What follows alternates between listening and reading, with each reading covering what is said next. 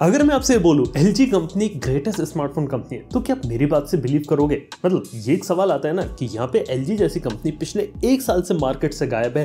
पिछले साल उन्होंने यहाँ पे मार्केट छोड़ दिया था, बोला था अब वो स्मार्टफोन मार्केट पे इतना फोकस नहीं करेंगे, लेकिन फिर भी देखा जाए तो LG उन चुनिंदा कंपनीज में से एक है जो यहाँ पे रिस्क लेती थी, इनोवेशन लाती थी। मतलब आज के समय में हम ये कहते हैं ना कि यहाँ पे आपको जितने भी मोबाइल फोन्स होते हैं सब बोरिंग देखने को मिलते हैं, किसी में कुछ मजा आपको देखने को नहीं मिलता। लेकिन LG कैसी कंपनी थी जो आपको मजेदार नई नई चीजें लाकर देती थी, जिसका अगर आप टेक्नोलॉजी फील करोगे उसके अंदर लगेगा कि हाँ सच में आप कोई फ्यूचरिस्टिक चीज यहाँ पे चला रहे हो। लेकिन खैर LG के साथ बहुत बुरा हुआ, लेकिन LG कहानी अभी लग रहा है कि शायद दोबारा से शुरू भी हो सकती है, क्या पता।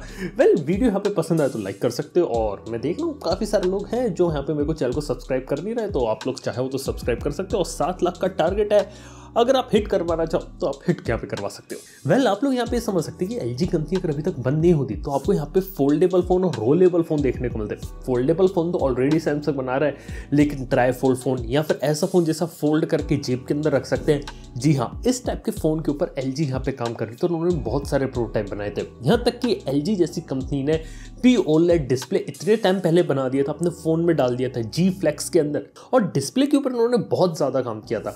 मतलब देखा तो टीवीज के अंदर नंबर 1 डिस्प्ले मेकर हो जाते एक तरीके से, क्योंकि सबसे अच्छे OLED पैनल्स हैं मार्केट के अंदर आज के समय में LG बना रहे टीवीज के लिए, और ऐसी सब टेक्नोलॉजी वो अपने मोबाइल फोन्स के लिए यहाँ पे क्रिएट कर रहा था। इसके साथ ही बात यहाँ पे है कि जो LG जैसी कंपनी थी वो यहाँ पे बहुत सारे अलग अलग इनोवेशन कर रही थी, अलग अलग प्रोडक्ट्स बना रही थी, और इस टाइप की चीजें अब हमें सुनने को मिलती हैं।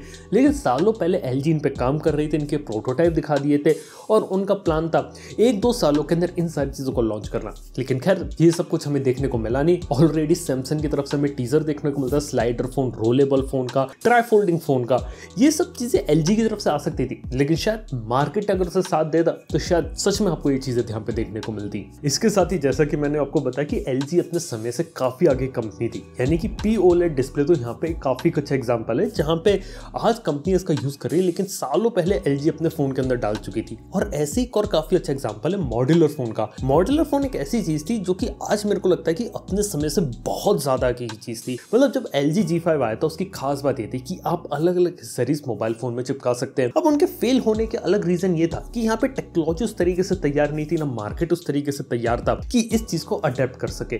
और बाद में जितनी भी कंपनी थी वो सिर्फ मॉड्यूलर फोन से सिर्फ इसलिए पीछे भाग गई क्योंकि उन्हें यहाँ पे प्रॉब्लम है कि वो अलग अलग मॉड्स बेच के इतना पैसा नहीं बना सकते। वो एक मोबाइल फोन बेच के आपसे ज्यादा पैसा वसूलेंगे बजाय कि आपको मॉड्स बेच के। और LG ने यही एक कोशिश करी थी कि फोन को मॉड्यूलर बनाया जाए और अलग अलग एक्सेसरीज वगैरह लगाई जाए जिससे फोन की फंक्शनलिटी बढ़ाई जा सके। ये काफी यूनिक कंसेप्ट था, लेकिन ये चीज मार्केट में आग नहीं पकड़ रहा। और देखा तो यूजर के हिसाब से भी काफी अच्छी चीज है। अगर किसी को अगर एक मोबाइल फोन में कोई कमी लग रही है तो एक मॉड खरीद के यहाँ पे कंप्लीट कर सकता है और उसका कंप्लीट फोन तैयार। हर साल नया फोन खरीदने की जरूरत नहीं है। बस कंपनीज के साथ ये दिक्कत है कि वो आपको हर साल एक नया फोन बेचना चाहते हैं, और इन सब के चक्कर में आपको एक मॉड्यूलर फोन देना नहीं चाहते। लेकिन शायद ये चीज यहाँ पे LG सॉल्व कर सकता था। ऐसी बात कर तो LG ने पहला फ्लिपेबल फोन भी बनाया था। आप लोग को LG विंग याद है?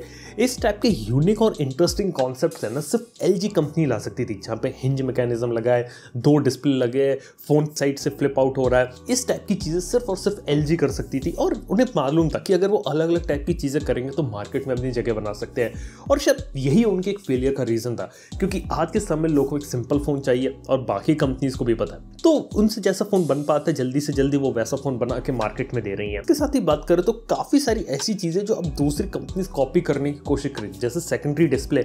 Xiaomi का Mi 11 Ultra याद है? उसके अंदर सेकेंडरी डिस्प्ले था ना। इस टाइप की चीजें ऑलरेडी LG अपने फोन के अंदर डाल चुके हैं। LG के फोन के अंदर उनकी V सीरीज के फोन में ऊपर एक अलग OLED स्क्रीन आती थी पतली सी, जिसपे स्पेशल नोटिफिकेशंस आ सकते थे, अलग अलग चीजें आ सकती थी। वो कंसेप्ट ये लोग सबसे पहले लेकर आए थे। यहाँ तक की बात करें LG के फोन्स के अंदर स्पेशल डैक आपको देखने को मिलता था।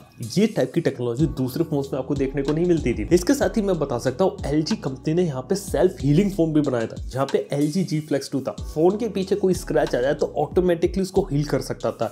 ये बहुत जबरदस्त चीजें थी। मतलब इस टाइप की चीजें अगर आज के समय में फोन्स के अंदर आने लगे तो लिटरली लोगों को काफी एक्साइटिंग करेंगे। मतलब अगर सेल्फ हीलिंग मटेरियल फोन में आ जाए या फिर सेल्फ हीलिंग मटेरियल के लोग कवर केस बनाकर बेच ले, बहुत लोग हैं, क्योंकि मोबाइल फोन पे स्क्रैचेस वगैरह लगना आम बात है। अगर आपने मोबाइल फोन बिना कवर के चला रहे उस पर स्क्रैचेस तो लगेंगे।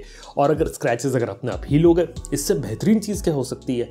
इस टाइप की चीजें देखा तो यूनिक चीज है, यानी कि सिर्फ स्पेसिफिकेशन वाला गेम नहीं खेलना, अलग तरीके से चीजें करना, ये एलजी की खास बात थी। और इसी के साथ ही बात किया तो 2019 में बहुत ही सही टेक्नोलॉजी का उन्होंने डेमो दिया था, वो था हैंड आईडी। मतलब कि फेस आईडी आपको पता है चेहरे का फेस से अनलॉक होता है 3D स्कैनर लगा के, यहाँ पे फिंगरप्रिंट स्कैनर पता है, आप उंगली रखोगे फोन अनलॉक हो जाएगा। लेकिन एग्जैक्टली फोन के आगे ऐसे सेंसर लगाए गए थे जो आपके हाथ को स्कैन कर सकते थे फोन से थोड़ी दूर हो तो, और आपके फोन को अनलॉक कर सकते थे। सिर्फ जेस्चर वाला काम नहीं, ये काम तो बहुत पहले से हो रहा था, लेकिन हैंड आईडी जैसी टेक्नोलॉजी भी उनके पास थी। और देखा तो ना जाने क्या क्या टेक्नोलॉजीज थी उनके पास, जो कि शायद हमें देखने को शायद फ्यूचर में मिल भी सकती है, नहीं भी मिल सकती, इसके बारे में बात नहीं कर सकते। लेकिन ट्रूली एक इनोवेटिव बहुत ज्यादा कंपनी थी। उन्होंने ऐसी ऐसी चीजों पे काम किया, इस टाइप के फोन्स बनाए जिसके बारे में ना कभी किसी ने सुना था। हालांकि काफी अच्छा काम किया। एलजी कंपनी 1 साल से यहाँ पे मार्केट से दूर है, लेकिन एलजी कंपनी अपडेट में बहुत ही अच्छा काम कर रही है। अभी आज के समय में बात करते हैं, उनके काफी सारे फोन्स में अपडेट देखने को मिलता है, लेटेस्ट एंड्रॉइड के वर्जन्स भी वो अपडेट कर रहे हैं, तो थैंक गॉड वहां पे एक अच्छा उन्होंने काम किया। लेकिन एक बात है कि एलजी कभी भी ट्रेडिशनल स्मार्टफोन कंपनी नहीं थी। एलजी हमेशा से एक रिस्क टेकर थी, वो इनोवेशन पे थी। और जब आप हाई रिस्क लेते हो ना तो उसके अंदर फॉल होने के ज्यादा चांसेस होते हैं। यानी कि एक होता है नॉर्मल सिंपल गेम खेलो, जो कंपनी जैसा फोन बना रही है बिल्कुल वैसा का वैसा आप निकालते चले जाओ मार्केट में, और अपनी छोटी सी अलग जगह बना लोगे जिसके अंदर आपके फोन आते रहेंगे, बिकते रहेंगे, और आपको कोई ज्यादा मेहनत करने की जरूरत नहीं है। लेकिन वो एक ऐसा सेगमेंट रहता है जो बोरिंग होता है, और कोई भी बड़ी टेक्नोलॉजी आके उस चीज को खत्म कर सकती है।